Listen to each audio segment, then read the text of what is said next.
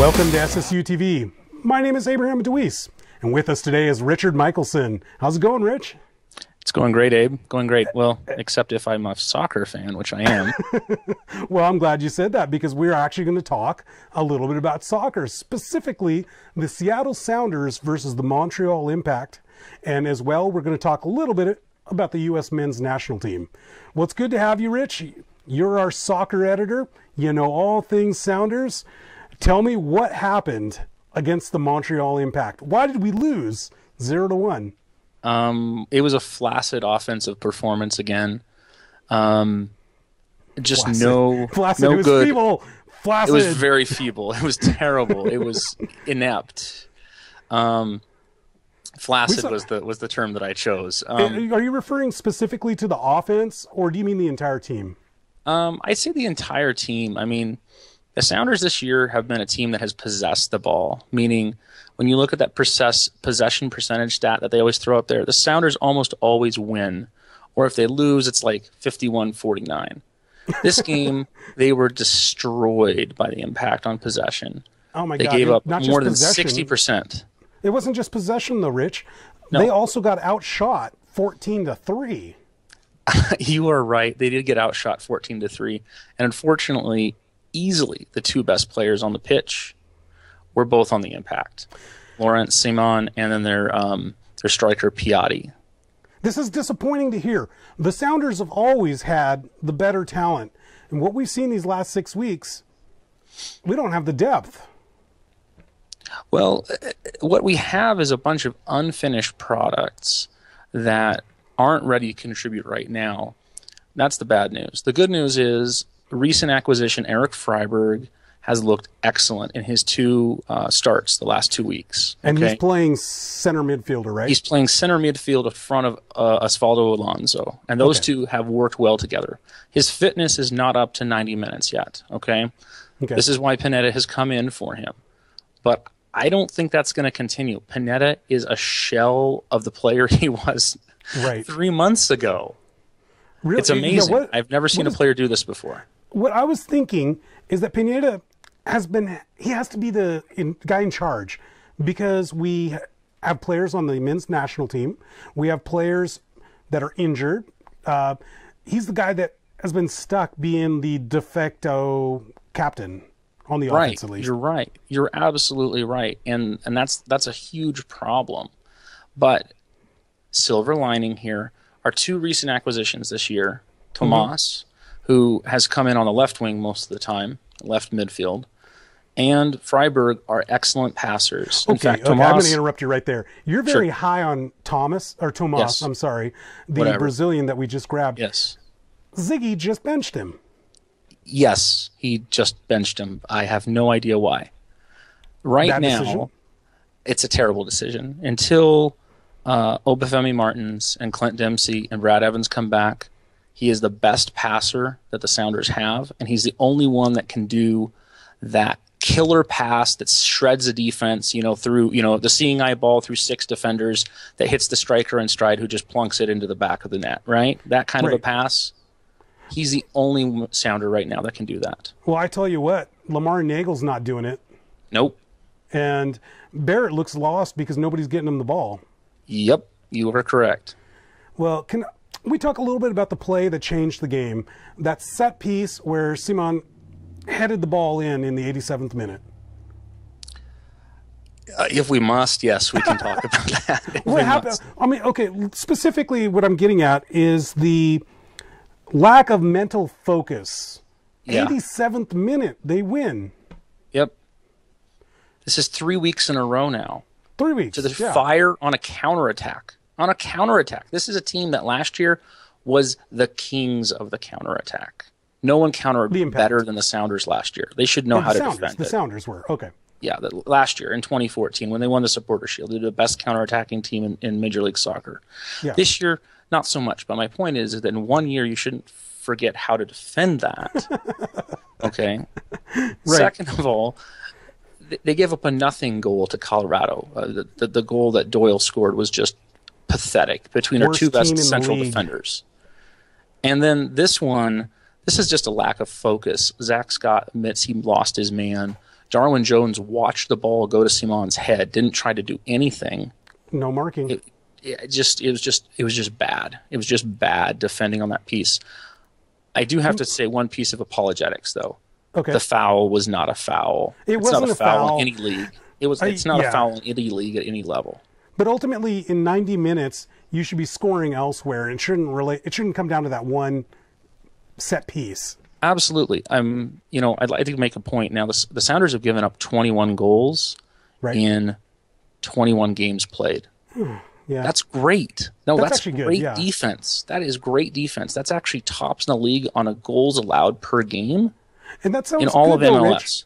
That sounds good, but 270 minutes without a goal is terrible. Is terrible. So a few weeks ago, we were actually number one in MLS in goal differential with like a plus 10 or 11. Right. Okay. Now we're at a plus 4. Okay. That went down dramatically. Yeah. Some other stats. The Sounders are 7-2, 7-2-0 with Obafemi and Deuce in the lineup. Right. They are 2-7-0 since the May 31st miracle win against New York Red Bulls at home. Right. They've scored 2 goals since the red card wedding against the Portland Timbers in the U.S. Open Cup. 2 goals, 1 win. And that was it's against pathetic. DC United. Well, let's just talk a little bit about Oba. He's injured, and so is Stefan Fry. Do you know when they're coming back? We don't know. This injury to Obafemi Martins actually cost Dylan Remick a good part of his season last year. Right. About half of the season, about 13 weeks. So even when he gets back, he's going to still have problems then if he's the same as Remick. He's probably not going to be fit for a few weeks. Now, the good news is he has been practicing. He's up to about 60% of the practice time, is what Schmidt said. So that's a good sign. Fry, I think, will probably start either this week or next, which is a good thing. Now, of course, it's good to have your starting goalkeeper back in goal, but I'll be honest, Perkins is not Troy Perkins was doing Troy a good job. Perkins, our backup goalkeeper, is not the keeper that Stefan Fry is. But he's still been very, doing a very decent close. job. Yeah. And these 3 losses are not on him. All 3 of these goals, not his fault. Right. Well, okay, so we definitely need to get Obafemi Martins back then. So Stefan Fry we can wait on. Brad Evans, the captain, and Deuce, Clint Dempsey, they're coming back soon. Yep. They should be back and available for next weekend's match. And that's the sooner, the better. They are done with Gold Cup. They're both going to be back. Which game is that? Is that the game against the Whitecaps? Yeah, it's August the 1st versus the Whitecaps. Nice. And let me just give you Sounders fans a little bit of a preview. August is going to be hellish. 31 days, 8 games. We play the Whitecaps twice in a row. Rich, you're not painting a good picture here. No, I'm really not. Okay, and so go ahead. I'm sorry. And there's one stretch where we have 5 games in 15 days. Wow. Okay, so we're 10-2, 5th place in the West, and we have actually the 2nd most losses in the MLS.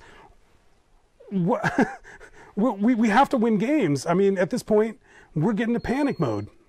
Yep, we are. So one of the things that's been lacking is confidence coming from the back line up. Early in this season, the Sounders possessed the ball, short passes from Stefan Fry to Brad Evans to Osvaldo Alonso to Gonzalo Pineda, up to Dempsey, up to Martins. That's kind of the chain it went. It was a center-oriented offense. Well, with the key injuries and national team duty, the center of the team's basically been gutted for the last 2 months. Well, we're talking about the Papa DUI. Oh, yeah, we haven't even gotten into that. Haven't even gotten to that. I mean, that's another midfielder that's gone from the team. Yep. What an idiot. Just completely stupid. Yeah, completely stupid. I mean, he makes enough money, call a car, get a friend to come get you, whatever it is. You can call somebody on the team to come get you, you bet. You could get a fan. You could call a fan, and I'm sure a fan would drive you home. Okay, so this is depressing, man. One other quick thing on Papa. He's not been the same player he was earlier this season. Is he playing for whatever reason, he's just given up the ball. Yeah. The last match he came in for Thomas, and it was like a distinct drop in ability level and energy and everything. Right. It was just pathetic. Okay. Well, we need to move on to the next subject, which is the U.S. men's national team. We lost to Jamaica this week. We lost to Panama in a shootout. What does this mean for the U.S. team? What this means is that this team has no continuity. Okay? Right. This is not a talent issue. This is a management issue. I'm putting this squarely on Jurgen Klinsmann. And here's why. He hasn't run out the same lineup twice in a row. Sure. Since 2014. Well, he had Dempsey on the bench. He did. Put him in as a sub. He did. Same with Yedlin. So he switched formations a bunch of times. He switched personnel a bunch of times, which in and of itself is not necessarily a death knell for a program. But when it's completely different groupings, especially at critical positions like center midfield or central defenders, those positions work as a tandem. They're kind of like a pitcher and a catcher. If they're not on the same page, you're giving up all sorts of plays that you normally wouldn't. Okay. Well, there's chemistry issue there. Is really what it boils down to. Shockingly, I saw very little fight out of the U.S. team. I would agree. Where was the fight in that? I don't know where it was in the semifinal game against Jamaica. That was just completely baffling to me, and even more so against Panama. But I mean, the Panama game was really quite meaningless, to be quite honest. Well, okay, let's talk about meaningless. In a previous episode, Ian Loney, Matthew Page, some writers here at Seattle Side Up, we were discussing, is this Gold Cup worth it? Should we even be doing this? Mm-hmm. Should we be having our best players playing a tournament I don't care about? It depends on your perspective, and I think for most Americans the answer is probably no. Okay. But Klinsmann and U.S. Soccer have said that they want to get to Confederations Cup. They want to go, which is the warm-up tournament right before the World Cup. It's always played 1 year before. It's an invitation only, and it's only 8 teams. So basically the winner of each of the confederations and a couple of invitees. So we didn't get into that.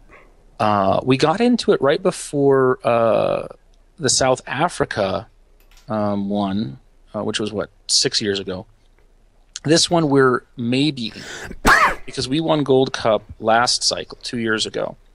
Okay. Now we have to play Mexico, who won tonight, 3-1 over Jamaica. So we have to have a playoff game sometime in October here in the United States against Mexico. Winner goes to Confederations Cup.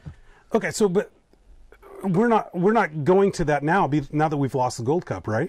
Well, we might. If we win the one game against Mexico in October, we'll go to the Confederations Cup. But then it's back to the question is, do you care about the Confederations Cup? Because it doesn't have any effect on the World Cup, right? Right. Well, it has no effect on the World Cup. I do care. I was talking to Ian Loney. He doesn't care. I mean, these are like tournaments that just take away Sounders players from us. Absolutely. Yeah. All right. Well, that's all the time we have today. Rich, thank you very much for joining us. I look forward to talking with you again. Be sure to visit our website, seattlesideup.com, for your daily coverage of your favorite Emerald City teams. And feel free to like us on Facebook, follow us on Twitter, Instagram, and at seattlesideup.com. From SSU TV, my name is Abraham DeWeese. With us was Richard Michelson. Thank you for watching.